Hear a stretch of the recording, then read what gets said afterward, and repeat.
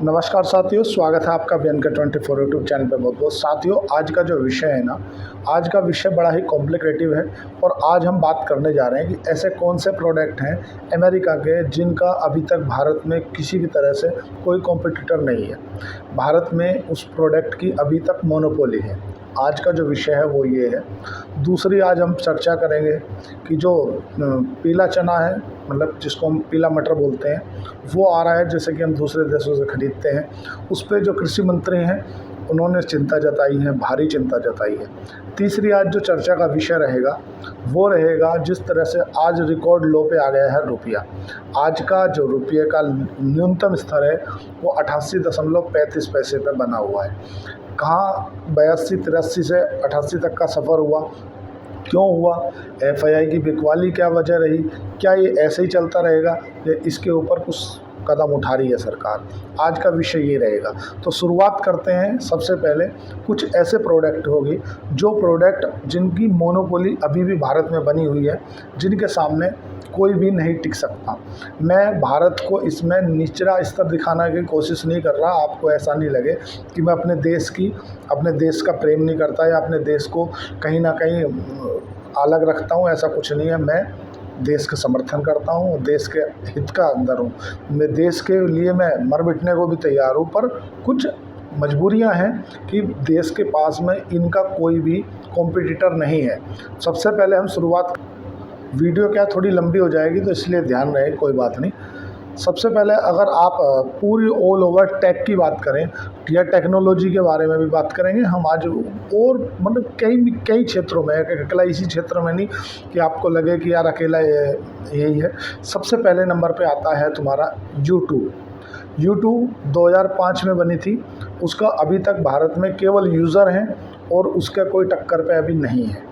दूसरे नंबर पर आता है तुम्हारा गूगल 1998 में बना था, 1998 में बना था। अमेरिका की कंपनी है, लेकिन वो अभी भारत में उसका कोई कॉम्पिटिटर है ही नहीं। ऐसा कोई हमने सॉफ्टवेयर बनाया नहीं जो हम उसकी टक्कर दे सकें। तीसरे नंबर पर आता है तुम्हारा फेसबुक, जिसका नाम अब मेटा कर दिया गया है। 2004 में बनी थी। उसका भी अभी तक भारत में फेसबुक का भी कोई वेंटिलेटर है नहीं जिसे आप बंद कर दो।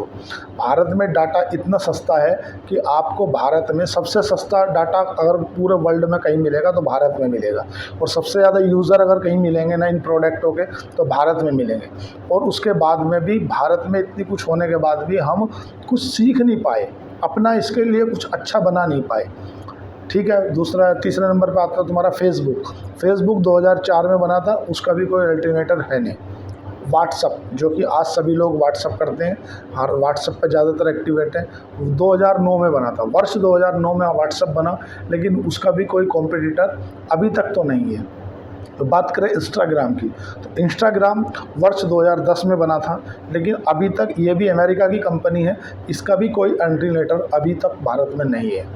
एक अमेजोन जो है तुम्हारा, ये इसका ज़रूर थोड़ा सा कॉम्पिटिटर है। फ्लिपकार्ट आप बोल सकते हैं, इसका थोड़ा सा कॉम्पिटिटर है। ये 1994 में बनी थी कंपनियाँ, ये भी अमेरिका की कंपनी है। ये जितनी कंपनी मैं आपको बता रहा हूँ पूरी की पूरी कंपनी अमेरिका में बनी है, और इन कंपनियों का अभी तक भारत के अंदर कोई भी अल्टरनेटर नहीं है, केवल यूज़र हैं। मैं भी खुद यूट्यूब पे वीडियो अपलोड कर रहा हूँ, आप सब लोग यूट्यूब पे ही देखते हैं। ज़्यादातर समय रहता है तो फेसबुक देख लेते हैं, उससे ज़्यादा समय रहता है तो व्हाट्सएप पे चैट कर लेते हैं। इंटेल कंपनी 1968 में बनी थी, ये भी अमेरिका की ही है। भारत में एक तरह से इसकी भी मोनोपोली जैसा बिजनेस है, इसकी भी टक्कर पे कोई है नहीं अभी तक की स्थिति में। तो चौथे नंबर पे आपका माइक्रोसॉफ्ट आ जाता है। माइक्रोसॉफ्ट 1975 में बना था। जब आप किसी भी कंपनी में काम करते हो, चाहे आप किसी सरकारी सेक्टर में काम करते हो, आप जिस एक्सेल पे काम कर रहे होते हो वो माइक्रोसॉफ्ट का है। जिसमें आप अपनी कुछ जो डाटा वगैरह चढ़ा रहे होते हो वो माइक्रोसॉफ्ट का है। चाहे आप सरकारी सेक्टर में काम करें, चाहे आप प्राइवेट सेक्टर में काम करें, या आप किसी भी इंडस्ट्री में काम करें, आपको काम तो माइक्रोसॉफ्ट पे ही करना पड़ेगा, मतलब एक्सेल पे काम करना पड़ेगा। और एक्सेल किसकी है? माइक्रोसॉफ्ट की है। माइक्रोसॉफ्ट कब बना था? 1975 में बना था। उसका कोई अल्टरनेटिव अभी तक भारत के पास में नहीं है। और ये पूरे वर्ल्ड पे मोनोपोली है इनकी, अकेली ये नहीं सोचे कि भारत पे मोनोपोली है। बोइंग जिसके विमान हैं, 1916 में ये कंपनी बनी थी। और इस कंपनी जैसे हवाई जहाज़ बनाती है, भारत में अभी तक कोई ऐसी कंपनी नहीं है जो अपने खुद के जहाज़ बना ले बोइंग जैसे। भाई एक तरह से हमें ख़रीदने ही पड़ते हैं बोइंग के। इसी बोइंग के जो कर्मचारी थे, बोइंग में काम करते करते उन्होंने अपनी एक कंपनी बना ली। उस कंपनी का नाम रखा एयरबस। उस एयरबस की जो स्थापना थी वो 1970 में हुई। और आज भी जो वर्ल्ड में जितने भी विश्व के अंदर हवाई जहाज़ चल रहे हैं, वे हवाई जहाज़ दो ही कंपनियों के चल रहे हैं। या तो वे चल रहे हैं बोइंग के, या वे चल रहे हैं एयरबस के। बोइंग थोड़ा सा ओल्ड में है और एयरबस थोड़ा सा अच्छे में है, मतलब क्योंकि उसी के जो इंजीनियर थे उन्होंने अपनी कंपनी डाल ली। और तो और चाइना के जो लोग अमेरिका में गए, जो सीख के आए, वो सीख के आने के बाद उन्होंने अपने यहाँ पे उसका कॉपी बना लिया। भले ही चाइना का सामान गिरते ही टूट जाता है, पर उनके पास में हर चीज़ की कॉपी है। यूट्यूब चाइना में चलता नहीं, यूट्यूब के जैसा उनका खुद का अपना सॉफ्टवेयर है। गूगल वहाँ चलता नहीं, गूगल के जैसा उनका अपने खुद का है। मतलब उनके यहाँ पे चाइना ने हर चीज़ की अपनी कॉपी बना रखी है। और तो और अमेरिका का जो B2 बॉम्बर है ना, जिस बॉम्बर से वो अमेरिका दावा करता है कि अगर कोई नीचे भी बैठा है ना, कितने भी नीचे बैठा है, मैं अगर बॉम्बर से मारूंगा तो वो नीचे जो जिनको हम तलगर बोलते हैं उनमें भी जा कर के निशाना सटीक लगता है। क्योंकि होता क्या है, जितने भी बड़े बड़े टेररिस्ट रहते हैं या जो देशों के अंदर हमले करने होते हैं, वहाँ पे अंदर गुफाएं बना दी जाती है, तो गुफाओं में ज़्यादातर कोई पहुँच नहीं पाता। तो B2 बॉम्बर जो अमेरिका के पास में है, वो ऐसा बॉम्बर है कि अगर वो ऊपर से उसे मारोगे ना आप टारगेट रख के, तो नीचे 50 मीटर नीचे जाके, या मतलब 100 मीटर नीचे जाके फटता है वो। ये उसकी खासियत है। तो इसका भी जो कॉपी है ना, वो चाइना के पास में है। चाइना ने BYD कैसे बनाई? चाइना ने पहले टेस्ला को रेड निमंत्रण दिया, रेड कारपेट से कि आप आ जाओ। फिर टेस्ला को ही अपने जो इंजीनियर थे उनको टारगेट दिया कि आपको टेस्ला जैसी एक गाड़ी बनानी है और टेस्ला से ज़्यादा फीचर्स रहने चाहिए, इससे कम बजट में होनी चाहिए। आज सबसे ज़्यादा कॉम्पिटिटर अगर टेस्ला का कोई है तो वो BYD है, वो भी चाइना में। आज तो गिनती की भारत में 4 टेस्ला हैं, वो भी तुम्हारे प्रशांत रोहिया के पास में है, विजय शेखर शर्मा के पास में है, 2 मुकेश अंबानी के पास में है। 4 गाड़ी भारत में उंगली पे है। आज अब बल्कि शोरूम खुला है, अब कोई ख़रीद ले तो ख़रीद ले। और अमेरिका के बाद में दूसरे नंबर पर सबसे ज़्यादा अगर कहीं टेस्ला बिकती है ना, तो वो चाइना है। चाइना में मतलब पर साल 6 लाख प्लस यूनिट बेचता है टेस्ला, और प्लस BYD भी बेचता है। तो क्या है कि BYD की टक्कर की उनने अपनी टेस्ला की टक्कर की BYD बना दी। भारत में जैसे माइक्रोसॉफ्ट का दें, दूसरा एनवीडिया की जो स्थापना है वो बनी थी 1993 में बनी थी। एनवीडिया क्या है कि जो इंटेल वगैरह है ना, इनके अंदर जो चिप लगती है, जो आप लैपटॉप वगैरह चलाते हो ना, इनके अंदर एक चिप लगती है, जिस चिप से पूरा लैपटॉप कंप्यूटर वगैरह जो प्रोसेसिंग होती है उसमें एनवीडिया का काम आता है। एनवीडिया 1993 में बनी, उसका भी भारत में कोई डायरेक्ट कॉम्पिटिटर है नहीं, भारत की मजबूरी है। एप्पल का आप बताओ, कोई भारत 1976 में एप्पल बना, भारत में आज तक हम यूज़र ही बने रहे। आज भी कोई एप्पल का कहीं शोरूम खुलता है ना, तो सबसे पहले अगर लेने वालों की कगार में रहते हैं तो हम ही रहते हैं। और ज़्यादातर एप्पल फ़ोन EMI पे बिकते हैं, लेकिन उसका भी कोई कॉम्पिटिटर अभी तक तो नहीं है। दूसरा, आपने एंड्रॉयड का नाम सुना होगा, आप मोबाइल कोई भी चला रहे हो उसमें आप एंड्रॉयड यूज़ करते हो या iOS यूज़ करते हो। तो जो एंड्रॉयड है वो वर्ष 2007 में बना था, ये भी अमेरिका की कंपनी है। बस हम यूज़र हैं, यूज़र बन के रह गए। हमारे पास में कुछ भी ऐसा नहीं है जो इनकी टक्कर दे सके, इनको डायरेक्ट टक्कर दे सके, जिसको हम बोलते हैं OSI, मतलब iOS। 2 ही तरह के एंड्रॉयड फ़ोन होते हैं, या तो iOS होते हैं या तो एंड्रॉयड होते हैं। ज़्यादातर फ़ोन एंड्रॉयड होते हैं या iOS होते हैं, दोनों के दोनों अमेरिका की कंपनी है। वो भी तुम्हारा ऐसा नहीं कि ज़्यादा दिन पुराना, 2007 में बना था, वो भी अमेरिका की कंपनी है। और ये वो कंपनी है जिन पे एक तरह से अमेरिका का एकाधिकार है। लेकिन हो क्या रहा उसके बाद भी, क्या हम उसे देख के भी नहीं सीख पा रहे? और तो और निल्सन का नाम आपने सुना होगा। निल्सन कंपनी की 1923 में शुरुआत हुई थी। ये कंपनी भी मोनोपोली रखती है। आप सोच लो कि यार ये क्या बनाती है, तो नाम ही नहीं सुना। एक्चुअल में जितनी भी दुनिया के अंदर मीडिया है ना, उन मीडिया को रेटिंग देती है वो, कि भाई ये जो पत्रकार बोल रहा है ना, ये कितने प्रतिशत सत्य बोल रहा है ना। उसकी रेटिंग को जो देते हैं ना, वो निल्सन है। निल्सन 1923 में बनी थी, लेकिन उसकी भी हमारे पास में ऐसी कोई रेटिंग जैसी एजेंसी नहीं है कि हम उसको टक्कर दे सके यार, कि हम वो दे दें। कुछ नहीं है, नील बेटा सन्नाटा टक्कर देने। ओपन एआई का नाम आप सभी लोगों ने सुना। आज तो क्रोक 3 आ गया है, ओपन एआई आ गया है, चैट जीपीटी का सभी लोग उपयोग करते हैं। और ये 2015 में बनी थी ओपन एआई कंपनी। ये भी अमेरिका की कंपनी है। इसका भी अभी तक हम कोई ऐसा वर्जन नहीं ढूंढ पाए। एक ट्विटर बनाया था, वो बेच दिया एलोन मस्क को, वो बन गया एक्स, वो भी अमेरिका की कंपनी है। डाटा तो मुकेश अंबानी की देन है कि आज हमें सस्ता मिल रहा है, केवल यूज़ बेस बने हैं। कभी अगर मन में ये क्वेश्चन आए ना कि यार आखिर से कौन कौन से प्रोडक्ट हैं जिन प्रोडक्टों के बिना हमारा काम चल नहीं सकता, और इसलिए नहीं चल सकता कि हम आदी बन चुके हैं इन प्रोडक्टों के। आपको जानकर आश्चर्य होगा कि आज जितना सस्ता डाटा भारत में है ना, इतना सस्ता डाटा वर्ल्ड में कहीं नहीं है। सबसे सस्ता डाटा भारत में मिलता है, और भारत में मिलने के बाद में भी अमेरिका के ऐसे ऐसे प्रोडक्टों के हम आदी हो चुके हैं जिनका कोई अल्टरनेटर नहीं है। मैंने ये प्रोडक्ट ऐसे बताए हैं आपको मोटे मोटे, जिनका कोई अल्टरनेटर नहीं है। जैसे पेप्सी का आपने माज़ा वगैरह निकाल लिया, इनका नहीं बता रहा मैं, जिनकी कोई टक्कर ही नहीं है। मैं ऐसे प्रोडक्ट बता रहा हूँ जिनकी अमेरिका के इन प्रोडक्टों की कोई टक्कर ही नहीं है, हम बना ही नहीं सके हैं सब। यूट्यूब का कोई अल्टरनेटर नहीं है हमारे पास में, गूगल का कोई अल्टरनेटर नहीं है, क्रोम ब्राउज़र का कोई अल्टरनेटर नहीं है हमारे पास में, फेसबुक का कोई अल्टरनेटर नहीं है हमारे पास में, इंस्टाग्राम का कोई अल्टरनेटर नहीं है हमारे पास, व्हाट्सअप का कोई अल्टरनेटर नहीं है हमारे पास, अमेज़ॉन का ज़रूर है, फेसबुक, फ्लिपकार्ट, इंटेल का कोई अल्टरनेटर नहीं है हमारे पास, माइक्रोसॉफ्ट का जिसको हम गूगल पे एक्सेल शीट पर काम करते हैं उसका कोई अल्टरनेटर नहीं है हमारे पास, एनवीडिया का कोई अल्टरनेटर नहीं है हमारे पास में, एंड्रॉयड का कोई अल्टरनेटर नहीं है हमारे पास, एप्पल का कोई अल्टरनेटर नहीं है हमारे पास में, और तुम्हारा जो निल्सन उसका कोई अल्टरनेटर नहीं है हमारे पास, iOS का कोई अल्टरनेटर नहीं है हमारे पास, तो तुम्हारा एंड्रॉयड का कोई अल्टरनेटर नहीं है हमारे पास, मतलब ओपन एआई का, चैट जीपीटी का कोई अल्टरनेटर नहीं है हमारे पास, बोइंग का, जैसे बोइंग के जहाज़ बनते हैं हमारे पास कुछ नहीं है ऐसा जो हम बना ले, तुम्हारा जो एयरबस है जो पूरी दुनिया में हवाई जहाज़ प्रोवाइड करती है उसके जैसा भी कुछ नहीं है। भाई बात समझो, मैं भारत को कमज़ोर नहीं मान रहा कि आपको लगे कि मैं भारत को कमज़ोर आंकने की कोशिश कर रहा हूँ कि भारत कमज़ोर है, भारत में कुछ नहीं है, ऐसा नहीं है। आपको ऐसा मन में फील आने लगेगा यार भारत में तो कुछ है ही नहीं जब हमारे पास नहीं है। भाई है, भारत इतना बड़ा कंज्यूमर मार्केट है। अगर 10 मिनट, मतलब मैं कह रहा हूँ 5 दिन अगर कसम खा लेना कि यार हमें इन प्रोडक्टों को यूज़ ही नहीं करना, तो अमेरिका तो गिड़गिड़ा जाएगा, नीचे आकर टिक जाएगा। लेकिन हम इसके इस कदर आदी हो चुके हैं कि हम इसे छोड़ेंगे नहीं, छूट ही नहीं पाएगा। आजकल लोग बाग मतलब अधिकतर ना दिमाग का काम इस्तेमाल करना लोगों ने बंद कर दिया है। कुछ भी चीज़ होती है चैट जीपीटी से पूछ लेते हैं, कुछ भी चीज़ होती है गूगल पे डाल देते हैं, कुछ भी मनोरंजन का साधन होता है यूट्यूब का। आज बताओ ना आपको कितने खेल दिखाने वाले मिल रहे हैं, बताओ। कहीं अगर रामलीला का कोई कार्यक्रम हो रहा है तो आप रामलीला देखने नहीं जाओगे, आप यूट्यूब पे देख लोगे। आप बताओ, खुद ही आप बताओ ना।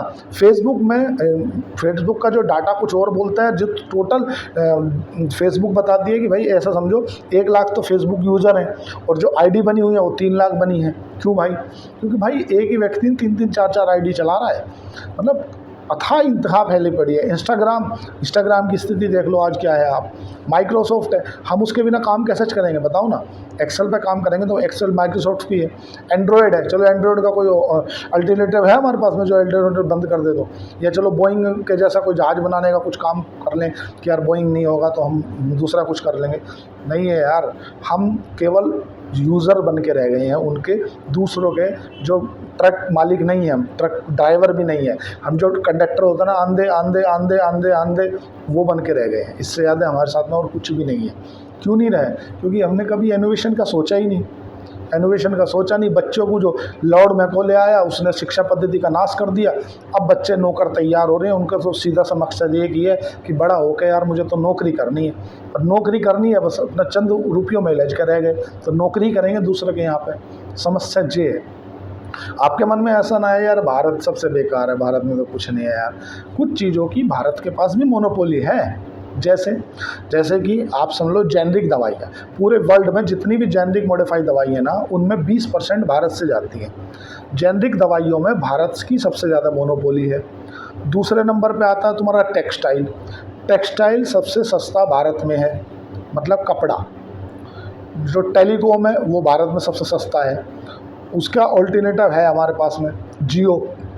नहीं तो अब तक तो तुम्हारा जो स्टार लिंक है वो पूरे भारत में कब्जा कर ली होती है अगर मुकेश अंबानी नहीं आते तो।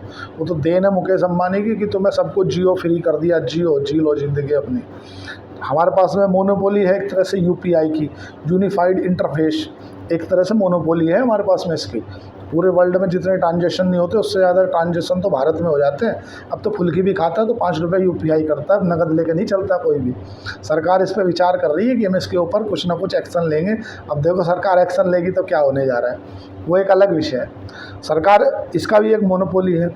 हस्तलिपि, हस्तकलाकारी, उसकी भारत की मोनोपोली है। आपने सबने देखा होगा बनारसी साड़ी या मधुबनी की पेंटिंग, या आपने देखा होगा कश्मीरी शॉल, ये सब जो हाथ से बने हुए प्रोडक्ट हैं इनकी भारत के पास में मोनोपोली है।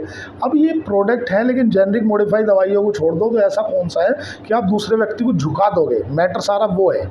मैं इसमें भारत के पास में बहुत कुछ है। अब धीरे धीरे मेक इन इंडिया को लेकर के भारत आगे बढ़ रहा है। भारत का जो उद्देश्य है वो मोदी जी अब समझे हैं। जो आज हम मेक इन इंडिया कर रहे हैं वो कब हो चुका है चाइना में, कब का हो चुका है वो। भारत के पास में चीप लेबर अवेलेबल है। जहाँ पे कहीं भी इतनी सस्ती लेबर में प्रोडक्ट नहीं बन पाएगा उतनी सस्ती लेबर में भारत में बन पाएगा। लेकिन एक इसके थ्रेट भी है। थ्रेट क्या है कि अगर हम टेक्सटाइल सबसे सस्ता देते हैं ना तो इसके साथ में बांग्लादेश भी सबसे सस्ता टेक्सटाइल दे सकता है, इसके साथ में पाकिस्तान भी सबसे सस्ता टेक्सटाइल दे सकता है। उसके बाद जो हमारे पास चीप लेबर है ना, हमसे ज़्यादा चीप लेबर पाकिस्तान में अवेलेबल है, हमसे ज़्यादा चीप लेबर बांग्लादेश में अवेलेबल है। हम बात सारी अकेली यही नहीं सोचें कि यार जेनरिक दवाइयों में भारत है एक नंबर पे, इसमें कोई दो मत नहीं है, मोनोपोली है। या मसाले हैं, मसालों के अंदर भारत की मोनोपोली है, खासकर हल्दी। लेकिन वो ऐसा प्रोडक्ट नहीं है ना कि जिस व्यक्ति से तुम झुका सको अमेरिका को। अमेरिका का जहाँ देखो वहाँ तूती बोल जाती है, ऐट मैं यो कर दूँगा, ऐट मैं यो कर दूँगा। लेकिन भारत क्यों नहीं बोल पाता? भारत इसलिए नहीं बोल पाता कि भारत अगर फाइटर जेट भी बना रहा है तो इंजन भी दूसरे से खरीद रहा है। फाइटर जेट ही तो बना रहा है। कुल मिलाकर तुमने क्या किया, एक ऊपर का ढांचा बना लिया और उसमें नीचे से इंजन तो तुम्हें दूसरे से लगाना है। आज भी हम रूस से सुखोई 57 क्यों ले रहे हैं? कारण उसका यही है कि सुखोई उससे हमें टेक्नोलॉजी मिलेगी। बस पूरी पूरा जो वर्ल्ड है ना वो तो इस बात पर, अब जैसे हम पहले उनने हमें आदी बनाया। किसने आदी बनाया? हमें आदी बनाया अमेरिका ने। आज यूट्यूब सबसे ज़्यादा अगर यूज़र देखोगे ना तो भारत में मिलेंगे। चाइना में यूट्यूब नहीं चलता। किम जोंग उन की तो मैं बातें नहीं कर रहा, नॉर्थ कोरिया की, वो तो अपना तेरा भाई जोगिंदर वाले स्टाइल में रहता है। वो ना किसी से डरता है ना डराता है, सब फर्जी है, वो तो ऐसे स्टाइल का आदमी है। तो चाइना में यूट्यूब नहीं चलता, चाइना का अपना खुद का है। ज़्यादातर अमेरिका जो कंपनी है उन्हें चाइना बैन करके रखा है। अपने इंजीनियरों को क्या रखा ना यार, तुम ऐसा कुछ अपने से बनाओ ना, तुम अपने से बनाओ ताकि दूसरे को टक्कर दे सकें। अब तुम ऐसा कुछ नहीं बनाओगे तो दिक्कत है। और हम लोग क्या तैयार हो रहे हैं नौकरी के लिए, पढ़ लिए बच्चा रहा क्या उसका टारगेट, तुम किसी बच्चे स्कूल में जाओ, क्या करना है यार, उन्हें फटाफट नौकरी करनी। भाई नौकरी करनी, कुछ रेनोवेशन करना, दूसरे को नौकरी देना, और देगा कहाँ से? वो नौकरी करनी। लॉर्ड मैकॉले ने सिस्टम ही ऐसा फेट कर दिया। लॉर्ड मैकॉले ने लगा दी लंका। लॉर्ड मैकॉले ने क्या किया, हमारी जो शिक्षा पद्धति थी, गुरुकुल शिक्षा पद्धति, उसे पहली फुर्सत में ख़त्म करा। उसे ख़त्म करके क्या लाया वो, अपने यहाँ घंटी सिस्टम लाया कि यार सब बच्चों को, हमें जो क्लर्क चाहिए, हमें कोई यहाँ इनसे लीडरशिप क्वालिटी थोड़ी चाहिए। आज 10 में से किसी 100 में से किसी 2 बंदों में लीडरशिप की क्वालिटी है। आप कोई भी एंटरप्रेन्योर है, अगर कोई बिजनेसमैन है, उसे कह दो यार तेरे में लीडरशिप की क्वालिटी है, तुझे कोई कंपनी में दे रहा हूँ या कोई बिजनेस दे रहा हूँ, तुझे चलाना है, चलवाना है, मतलब तुझे मैनेज करके चलना है, हमारे तक बात नहीं आनी चाहिए। 99% लोग फेल हो जाते हैं क्योंकि वो चाहते हैं कि उन्हें कोई आदेश दे, निर्देश दे, ऐसे कर लो, वो कर देंगे। करना वो सब जानते हैं, बट उनके अंदर लीडरशिप की क्वालिटी नहीं है। सिचुएशन से कैसे निकलना, इस बात की क्वालिटी अवेलेबल नहीं है। बात सारी है। आज भारत में सबसे गरीब से गरीब किसान कितने की बिगेगा? ज़्यादा से ज़्यादा 2 बीघे 3 बीघे से लेकर के और 10-15 बीघे तक का जो किसान है वो अपना एवरेज ज़िंदगी जीता है। अमेरिका में ज़्यादा से बड़ा किसान तो छोड़ो, जो सबसे गरीब किसान है उसके पास में 80 बीघा ज़मीन है, 80 से 100 बीघे का एवरेज है। अब बताओ जिसके पास 100 बीघा ज़मीन है वो गरीब है अमेरिका में। भारत में है ऐसा? भारत में तो 2 बीघे वाला है गरीब, उसके पास में टेक्नोलॉजी इतनी है अमेरिका के व्यक्ति के पास में कि भाई वो 100 बीघे ज़मीन में इतना उत्पादन कर ले रहा है। अब वो 25,000 किसानों के लिए डोनाल्ड ट्रंप लड़ रहा है कि आप भारत के अपने वे खोल दो, अपने वे खोल दो। काय के लिए? मात्र 25,000 किसानों के लिए। और भारत में तो 60% पॉपुलेशन ही किसानों से आती है। भारत में सबसे बड़ा अगर सेक्टर जीडीपी में कंट्रीब्यूशन करता है तो वो जीडीपी में सर्विस सेक्टर करता है। किसान जो है, मैंने जो किसान भाई हैं, वो 18% जीडीपी में कंट्रीब्यूशन करते हैं। मैन्युफैक्चरिंग 17% करते हैं। ज़्यादातर सर्विस सेक्टर है, मतलब नौकरी पैसा वाले लोग। इनोवेशन के नाम पे कुछ हुआ है क्या? कुछ भी नहीं है। आज बताओ, रुपया हमारा 83 रुपये से 90 रुपये पे आके खड़ा हो गया। आज 88 रुपये 35 पैसे का भाव है, मतलब मोटा मोटे 90 मान लो।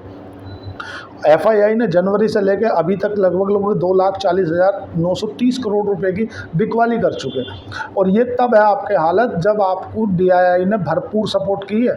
जो हमारे घरेलू संस्थागत निवेशक हैं, उन्होंने अगर खरीदारी की बात करें तो 5,43,300 करोड़ रुपए की खरीदारी की है। अगर वो खरीदारी नहीं करते तो तुम्हारा रुपया मिलता है 115 रुपये पे। आज रुपये का भाव डॉलर के अगेंस्ट में 115 रुपये होता। अगर जो डीआईआई ने खरीदा ना 5.5 लाख करोड़ का माल, वो ना खरीदते तो एफआईआई ने 2,40,000 करोड़ का माल बेचा अभी तक विदेशी संस्थागत निवेशकों ने, और उससे दुगना डीआईआई ने खरीद लिया, दुगने से भी ज़्यादा। उसके बाद में भी आज हमारा रुपया 80-82 रुपये से 90 पे आने जा रहा है। अब बताओ ना कि सब सिस्टम क्या चल रहा है। बड़ी परिस्थिति, ग्लोबल परिस्थिति ठीक नहीं चल रही। आप समझने की बात है। जो भारत के कृषि मंत्री शिवराज सिंह चौहान भारी चिंता जता रहे हैं पीली मटर को लेकर के। काहे के लिए पीली मटर को लेकर के? देखो, सबसे पहले ये समझो कि हम जो दाल है ना, जितनी भारत में दालें खाई जाती हैं ना, वो पूर्व में से 60% दालें हमें बाहर से खरीदनी पड़ती हैं। कनाडा से खरीदें, ऑस्ट्रेलिया से खरीदें, ब्राज़ील से खरीदें, चिली से खरीदें, ऐसे ऐसे देशों से हम इंपोर्ट करते हैं। उसके साथ में हमें उसमें क्या पड़ता है कि सीधी सी बात है, दाल लोग बाग बोते नहीं है, कम बोते हैं, तो हमें दाल इंपोर्ट करनी पड़ती है। इंपोर्ट डॉलर से होती है। वो एक अभी मैं दूसरी बताऊँगा अलग से, डॉलर वाला विषय। बट अभी शिवराज सिंह चौहान ने, जो अपने खाद्य मंत्री हैं प्रहलाद जोशी, उनको एक पत्र लिखा। उस पत्र में बोला कि जो आपने एफटीए का रखा है ना, फ्री ट्रेड एग्रीमेंट इन देशों के साथ में, अब इसके ऊपर शुल्क लगाओ, आयात शुल्क लगाओ। अगर नहीं लगाओगे तो इससे किसान जो है ना, जो दाल बो रहे हैं ना, उनका बहुत जल्दी डंपा बैठने वाला है। कारण कि जो दाल आ रही है ना, असली दाल, उनमें इन दालों की मिलावट होती जा रही है।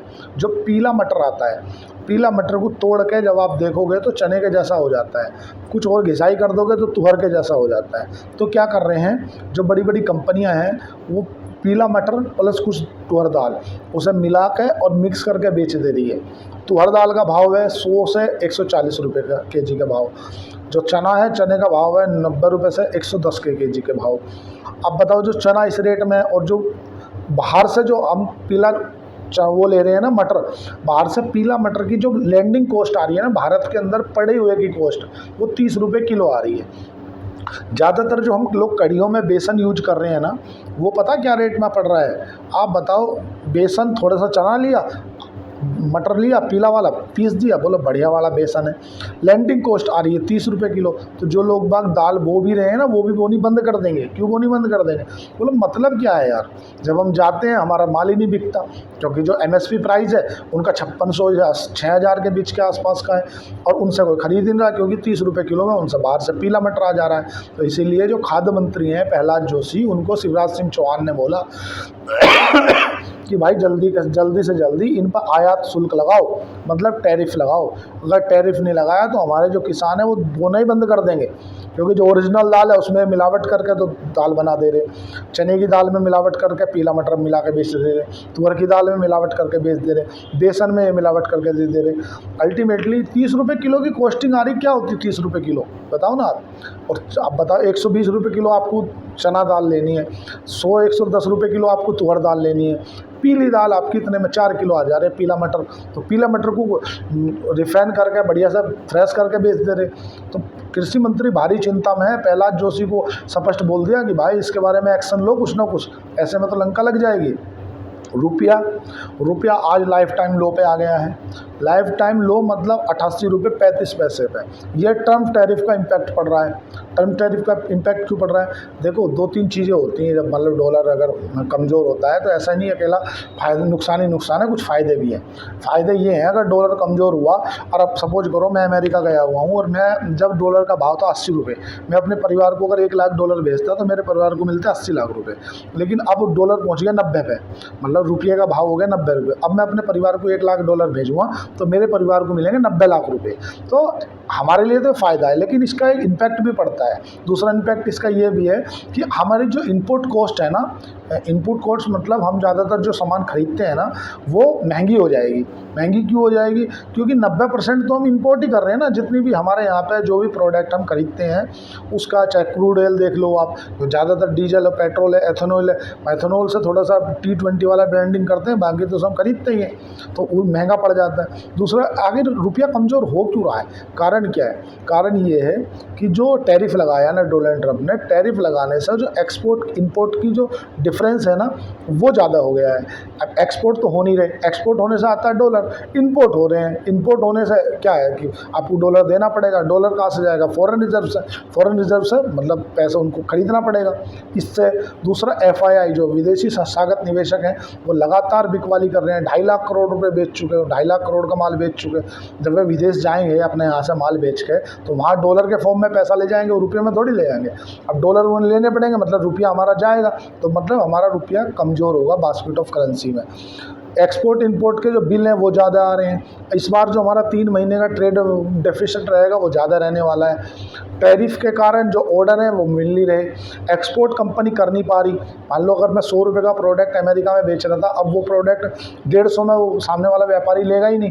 बोला ऐड मुझे नहीं चाहिए, मैं तो तेरे से 100-150 का लेने से अच्छा मैं 120 रुपये का पाकिस्तान से नहीं बुलवा लूँगा। नहीं ले रहा तो हमारे पास डॉलर नहीं आ रहे, लेकिन जा तो रहे हैं ना भाई। आपका फिक्स कॉस्ट है कि आपको 1 लाख डॉलर का तेल खरीदना ही खरीदना है। जब आपको 1 लाख डॉलर का तेल खरीदना है वो तो फिक्स है, आपके पास में आ रहे नहीं, तो जाएंगे तो घर से ही निकल गए ना। घर से जाएंगे तो रुपया आपका कमज़ोर होगा। ये एक समस्या नहीं है, जियो पॉलिटिक्स में बहुत बड़ी बड़ी समस्याएँ चल रही हैं। आज परिस्थिति ऐसी बनी हुई है कि ये समझ नहीं आ रहा है सरकारों को कि करे तो करे क्या। सरकार चीन से भी मिल रही, जापान से भी मिल रही, सबसे मिल रही है। रुपये को संभालने के लिए RBI अब कुछ कदम उठा ले तो उठा ले। हो सकता है RBI को मार्केट में डॉलर उतार दे, और डॉलर मार्केट में उतारेगी तो हो सकता है थोड़ा स्टेबल कर ले। ये भी एक परिस्थिति है यार। ऐसा नहीं है कि अगर डॉलर कमज़ोर हो गया अब क्या होगा, आपको होगा कुछ नहीं, संभाल लेगी RBI, घबराए नहीं। डॉलर गिरने के फ़ायदे भी हैं। डॉलर गिरने के क्या फ़ायदे हैं? डॉलर गिरने के फ़ायदे हैं, शांति रखो, धैर्य रखो, बता रहा हूँ। देखो क्या है, जब मान लो डॉलर कमज़ोर हो जाता है तो उस कंडीशन में सपोज करो अभी हमारा डॉलर चल रहा है 80 पे, हमारा रुपया चल रहा है अभी $80, मतलब $1 इज इक्वल टू 80 रुपया। अब अमेरिका के जो लोग बाग हैं जो ऑर्डर दे रहे हैं अमेरिका वाले, वो उन्होंने कहा भाई हमें अब ना 1 लाख डॉलर का माल बुलाना, ठीक है। हमारे लिए वो कितने का जा रहा है? 80 लाख का। अब सपोज करो 10% का टैरिफ लगा दिया उन्होंने, तो 10% डोनाल्ड ट्रंप ने टैरिफ लगा दिया, तो 1 लाख पर 10% का टैरिफ लग गया। तो अब उसे वहाँ कितने का देना पड़ेगा? 1,10,000 का, ठीक है ना। 10% तो 10% का टैरिफ ये हुआ ना। लेकिन यहाँ हमारा रुपया कमज़ोर हो गया, तो अब उस जितने रुपये उसके 1,10,000 हो रहे हैं ना, उतने ही रुपये में हमारे यहाँ डॉलर आ रहा है। तो इसलिए ज़्यादातर जो देश है ना, वो देश करते क्या है कि अपनी रुपये को डिप्रिशिएट कर देते हैं। ऐसे कई बार चाइना के ऊपर आरोप लगते आए हैं। चाइना क्या करता है, जब ग्लोबल मार्केट में चाइना के माल नहीं बिकता, तो चाइना क्या करता है, अपनी करेंसी को कमज़ोर कर देता है दूसरी करेंसी के मुकाबले। ऐसा समझो। मैं बिल्कुल लेमन लैंग्वेज में आपको 2-3 एग्जांपल दूंगा कि आपके माइंड फिट हो जाएगा। जैसे आज सपोज करो ताइवान ले लो, चल कोई दूसरा देश ले लो, ताइवान के माध्यम से समझा देता हूँ। मान लो आज तुम थाईलैंड गए, थाईलैंड की करेंसी चल रही है 200 रुपये की, हमारे यहाँ के 1 रुपया उनके यहाँ 200 रुपये के बराबर है। अब अगर हमने दिए उन्हें 1 लाख रुपये, तो उनके यहाँ पे हो गए तुम्हारा 2 करोड़ रुपया। या अगर हमने उन्हें दिए 1,000 रुपये, तो उनके यहाँ पे हो गए वे मोटा मोटी 2 लाख रुपये, ठीक है। अब उनका रुपया हमारे रुपये के मुकाबले हो गया कमज़ोर, उनका रुपया हो गया 300 पे। अब उनकी सरकार ने बोल दिया हम तुम पे टैरिफ लगाएंगे 10% का। अब हमें 10% का टैरिफ देना पड़ेगा। अब हम तो 1,000 रुपये दे रहे हैं ना, उन्हें 1,000 दे रहे, तो अब उनके यहाँ उनकी कीमत होगी 3 लाख रुपये। 10% का हमें टैरिफ देने के बाद भी फ़ायदा है अगर वहाँ से प्रोडक्ट भी ख़रीदते हैं। तो ज़्यादातर जो देश हैं वो करेंसी अपनी कमज़ोर करते हैं, इसीलिए क्योंकि इस तरह की जो एक्सपोर्ट इंपोर्ट में फ़ायदा पड़े। लेकिन अभी तक भारत जैसी कंट्री के लिए, भारत ज़्यादातर जो तेल है वो इंपोर्ट करता है, अधिकतर सामान हम दूसरे देशों से इंपोर्ट करते हैं। लार्जेस्ट सबसे बड़े व्यापारिक साझेदार में से अमेरिका एक था, $135 बिलियन का व्यापार अमेरिका से होता था। दूसरे नंबर पे $127 बिलियन का व्यापार चाइना से होता था, दूसरे नंबर पे चाइना आता था। तो अब अमेरिका से हमारे जो रिश्ते हैं लगभग सबसे ख़राब समय पे चल रहे हैं। अमेरिका के बस नहीं चल रहा, नहीं अमेरिका पता नहीं क्या क्या कर दे भारत के साथ। पाकिस्तान को गोद में बिठा लिया, पाकिस्तान से बोलते तो भारत को तेल बेचना, अगले पास में खाने को दाने नहीं, वो तेल बिकवा रहा है, काहे के लिए? केवल पैसे के बदौलत, ताकि भारत को आंख दिखाई जा सके। परिस्थिति सब कुछ ठीक नहीं चल रही। जियो पॉलिटिक्स में जो परिस्थिति है, आपको लगे ऐसा कुछ भी ठीक नहीं चल रहा, इसलिए बड़ा समझ के चलने वाली बात है। मैं आपसे उम्मीद करता हूँ कि आप कॉन्सेप्ट को समझ गए होंगे। जो हमारे पास में मोनोपोली नहीं है। दूसरा, तुअर दाल को लेकर के सरकार भारी परेशान है। टैरिफ को लेकर के हमारा रुपया टूट गया है। अगर आप शेयर मार्केट में काम कर रहे हैं तो बहुत ही समझदारी से करें, क्योंकि कभी भी कुछ भी हो सकता है, परिस्थिति डामाडोल है। अगर आपको शेयर खान के साथ डीमैट अकाउंट खुलाना है तो नीचे दिए गए डिस्क्रिप्शन पे जाके आप अकाउंट ओपन कर सकते हैं। आज के लिए इतना ही। चैनल को लाइक करें, सब्सक्राइब करें, कमेंट करें। धन्यवाद, थैंक यू।